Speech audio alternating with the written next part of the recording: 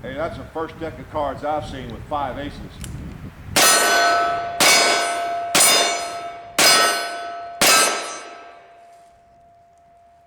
Don't come back to Tennessee. I think that takes care of him.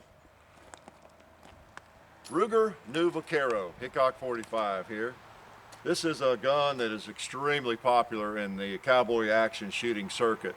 Belongs to a friend of mine who was out this morning shooting, and I told him just leave it out here and I might just do a short video with it. It's a popular gun and a lot of people have them. A lot of people shoot them in action shooting and everything. So I happen not to have one at the present time. So I just said, leave it here. I'll do a little video with it if you don't mind. And shoot it. A lot of people have them and everybody likes to see their guns reviewed, I think, and see them shoot, or if they're contemplating one, of course, more importantly, maybe it'll give them an idea as to whether or not to buy one.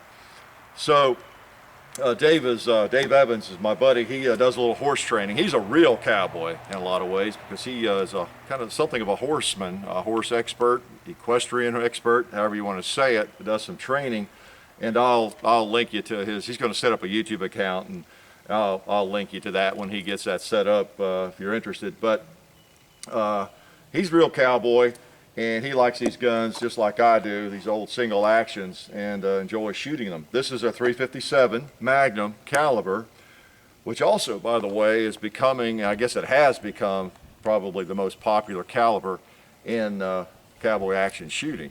So this gun, this exact gun, in whatever barrel length someone prefers, is maybe the gun of cowboy action shooting these days. It's a Ruger, so you can count on it lasting. You don't have to baby it. If you're really seriously into shooting and you want to shoot 1,000 rounds this week in preparation for a match this coming weekend, then you don't have to worry about breaking springs and wearing it out as much as you might with a Colt or a Colt clone. And with a Colt, you hate to just wear it out, blasting rounds through it over and over and over and over by the hundreds and maybe even by the thousands. And also, if you're shooting two-handed like I was just doing there, I'm not really good at that because I don't practice that at all. A lot of people who are striving to become the top gun in the country with these guns in that sport, they shoot that two-handed style like that. You cock it with this thumb, and you can get pretty fast. Probably faster than fanning. Actually, probably faster and more accurate than trying to fan a gun, as you see in the movies. And that's the way people shoot. And it looks as though they're shooting a Glock. They can really move with it sometimes. But when I do that game, I shoot one-handed. I do it's called the duelist category. And I shoot with one hand like this. Just cock it and target. So I just don't practice that type of shooting much. But I wanted to demonstrate, so I opened up with that just so you can see kind of how they do it. Although if you speed that up, that's how some of the top shooters can do it. Speed it up quite a bit, actually. So I shoot duelist style, so that doesn't really affect me very much. And you have, like in every other sport, you have different classes and categories in which you compete. I usually shoot in black powder as well. So I'm shooting black powder, and then I'm shooting in duelist with one hand. So Ruger New Vaquero, the old Vaquero, when it first came out in 1993, was a very popular gun too. Much bigger. People complained a little bit, even though it was very popular and a lot of people liked it. But if you ever had a Colt clone or a Colt single action, there's just quite a bit of difference. The thing is a tank. I mean, it was a big gun. The cylinder was thicker. The whole gun was just bigger in frame and everything. So it didn't seem quite as authentic if you ever compared the two. And I think at the request of shooters and people like yourself and me, Ruger came out with this version of it, which is more like that. This is a 5-inch Colt, and you can probably see the finish is worn more on this one, but they are very, very, very similar in size. If you look at the specs, they're almost identical in size.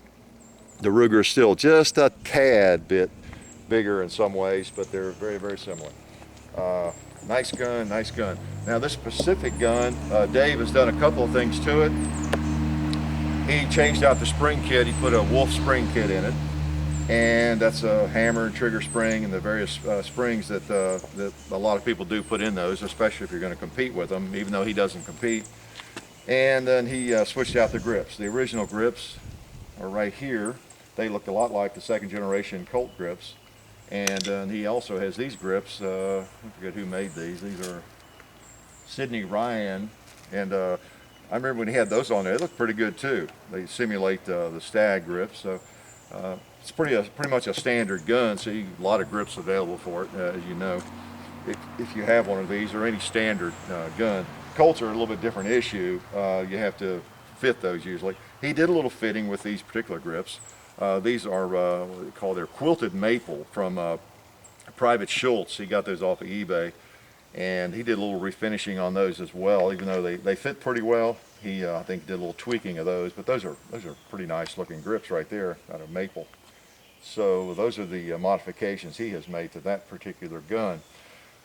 What else about the gun? In terms of the action, you know, one of the things I teach in all my cowboy videos, I guess, is how to operate a Colt or a Colt clone, and that is, you know, you have to go to half cock to release the cylinder to load and unload, and then you always pull it all the way back before you put it down. Now on these old guns and on the Colt clones, the loading gate is just a loading gate. That's all it is. It has no bearing on the action or anything at all. It just gives you access to the chambers there. Now on the Ruger, we have quite a different affair. When you open that thing, it releases the cylinder. It's just like putting the gun at half cock, okay? You can turn the cylinder, and in fact, you can't cock it. It locks up the hammer, I noticed, okay? So that's kind of a safety device. So this gun lying on the table with the loading gate open indicates that's a pretty safe gun, you know, loaded or unloaded, preferably unloaded, but you cannot cock it and pull the trigger or do anything with it. But that's how you load it and unload it. It releases everything, okay? So a little bit different operation. The springs and things in it are different from a Colt or a true Colt clone. This is a Colt clone in the sense of the size, the authenticity of the size. It's pretty much the same size as the Colt, but you have the internals of it such that it's more durable and would last you longer, have less trouble with it. You know, that's why it's designed to be shot and I won't say abused or anything, but it will take more abuse. All right, so New Vaquero, nice gun. This is an El Paso Saddlery holster that Dave has for it. He got him a nice holster and nice looking rig, you know, like that. So I'll show you that and all the accoutrements for this particular gun. He's been out a couple times. I've shot it a few times. We thought at first it was maybe shooting to the left a little bit. I know the first time he brought it out here, but we've since decided it really doesn't. That was us. It was just the sun coming in from the right side, I think, or maybe just we were a little flinchy that day. You know, that could happen. We all know that. So let's take a couple of shots here while we're gabbing. Just see how it works. This is a 357, the most common caliber now, probably on the cowboy action circuit, to tell you the truth. So I just opened up the gate there and I'm going to load it. That's all I have to do. Now with this gun, you can load 6, but I still just load 5. I don't want to get out of the habit of you know, doing the John Wayne load. So whenever I have a Ruger, I just load 5. And at a cowboy action match, that's all you're going to load either. So don't want to get in that habit necessarily of loading 6. Feels pretty good. It's a little heavier because it's a 357. You got more steel left in the barrel and in the chamber, so it's going to be heavier because it's a smaller caliber than that gun there. So let's just take let's shoot right here. I think what I'm going to do, well, I'll shoot right here. Just shoot the.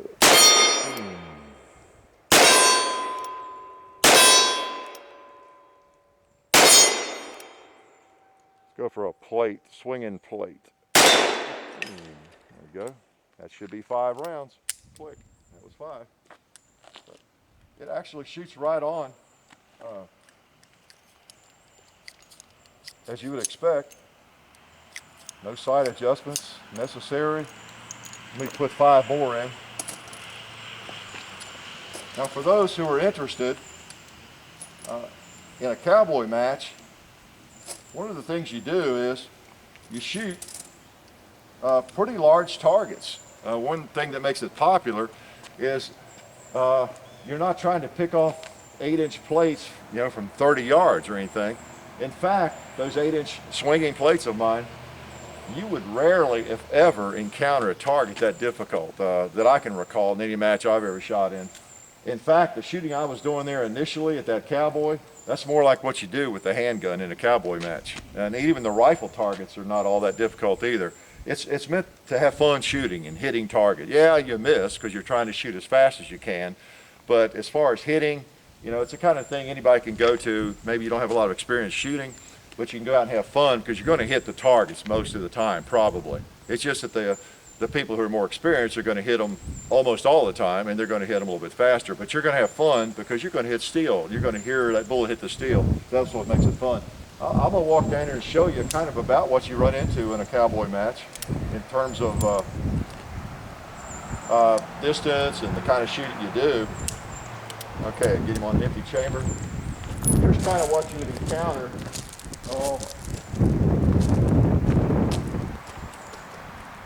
Something about like this. You might be shooting through the saloon door or a window of a cafe or something. You got bad guys out here.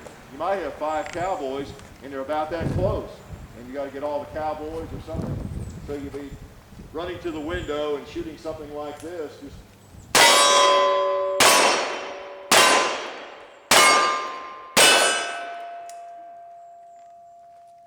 and then you would draw the other pistol. You normally would have 2 pistols and maybe shoot the same thing going left or right or something, you know. So it's not extremely difficult. It's just a lot of fun, right? It's meant to be fun. And that's one reason I have some targets that are pretty big out here. I like to have fun shooting, and I'm not interested in seeing whether I can pick off a flea with a handgun necessarily, although I know I've done a little bit of shooting like that, trying to see what I could get out of these little pistols and things. But it's just fun hitting, you know. No fun wasting lead, sticking and throwing it into the dirt. That's kind of what, that's just a little primer there on cowboy shooting. What it's like if you've never seen a match or done any of it. It's fast and furious, it's up close, and it's big targets. So, the new Vaquero, let me show you quickly how it comes down here. Take it apart. You push the little button there, the base pin comes out, cylinder comes out. Very simple. Makes it easy to clean, you know, clean the cylinder. Now on mine, I would have it half cocked right now, but on this one, you don't. And I noticed that I need to leave the loading gate open until I get this back in. Works better. Whereas on mine, sometimes I just close it up when I get to this point. There we go, she's back together. Of course, she's getting a little dirty, but not too bad. Good old gun, nice and sturdy. Let's try a couple of shots across the hill. Now I have shot this gun, you know, a few times, and I know that it's accurate. I have hit some targets over there that surprised me. Now I may not right now, because you know you never know how you're going to shoot. This is reality video that we do, so I might not hit anything, but I have hit really well with it. So I'm going to take a couple. I think I'll just shoot the gong. Maybe we can get a little bit of a close-up, see these bullets coming into it, close to it at least.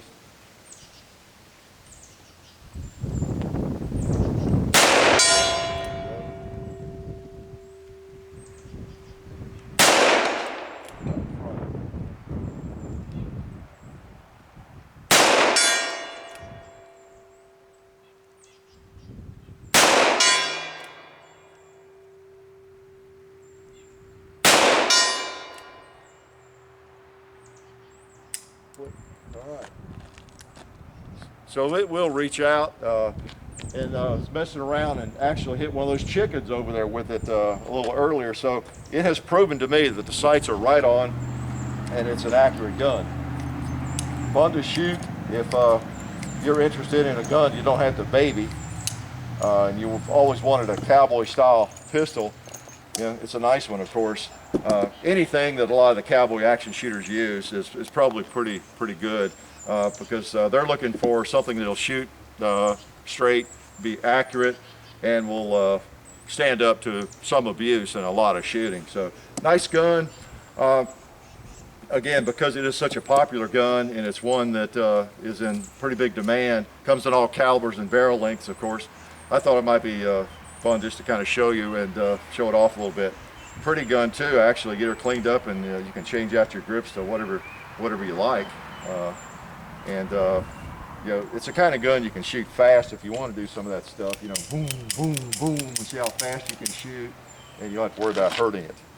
So, Ruger New Vaquero, pretty easy to find. I've seen them lying around at gun shows in various calibers and barrel lengths. So, if that's a gun that you might have interest in, you know, there it is, and hope you like that. So, I'll talk to you later. Life is good.